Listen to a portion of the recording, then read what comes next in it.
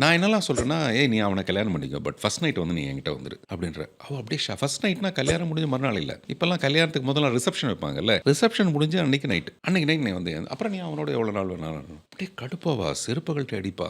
அந்த பிரகாஷ் ராஜ்கிட்ட சொல்லுவா, "இவனை அடிச்சு சாவடிங்க இவனை" அப்படின்னுவா. 2 பேரும் சேர்ந்து என்ன அடிப்பாங்க. என்னென்னமோ பிரச்சனையாகும். நான் ஜெயிலுக்கு போவேன். அப்படியே படம் முடியும். அப்புறம் ஒரு பொண்ணு தேவயானியோட ஃப்ரெண்டு வந்து கேட்பா, "நீ அவளை எவ்வளோ நேசிச்சேன்னு எனக்கு தெரியும். நீ ஏன் இவ்வளோ நெகட்டிவா நடந்த?" அப்போ போய் பாரு நீ இப்போ. அவங்க 2 பேரும் சந்தோஷமா இருப்பாங்க. அவங்களுக்கு நடுவுல நான் இருக்கவே மாட்டேன். அவளுடைய மனசை பொறுத்த வரைக்கும் தூக்கி என்னை வெளியில கடாசிட்டா. அதுதான் ரொம்ப முக்கியமான விஷயம். நான் என்னையும் ஒரு பக்கத்தில் வச்சுட்டு அவனோட அவள் சந்தோஷமா குடும்பம் நடத்த முடியாது. ஏன்னா அந்த கில்ட் வந்து அவளை கஷ்டப்படுத்திடும் அப்படின்னு சொல்லி முடிப்பேன் அந்த படம். அதுதான் சொர்ணமுகி. 100 டேஸ் போச்சு அந்த படம். மணி சார் சொன்னார், எனக்கு அந்த காம்ப்ரமைஸே பிடிக்கல. அந்த கடைசியில் ஒரு 50 அடி நீங்கள் சொல்கிறீங்களே உங்களை ஹீரோ ஆக்குற மாதிரி, அதுவே இல்லாமல் இருந்தால் கூட அது படம் தான். அதாவது நீங்கள் நெகட்டிவாக உண்மையிலேயே நீங்கள் அவ்வளோ லவ் பண்ணீங்க, அவங்கள புரிஞ்சிக்கல, அதனால் நீங்கள் நெகட்டிவாக பிஹேவ் பண்ணீங்கனாலும் அது ஒரு படம் தான் அப்படின்னாரு. இருக்கலாம் சார், பட் என்னுடைய எண்ணம் வந்து இதுதான். இதை நான் சொல்லணும்னு நினச்சேன்.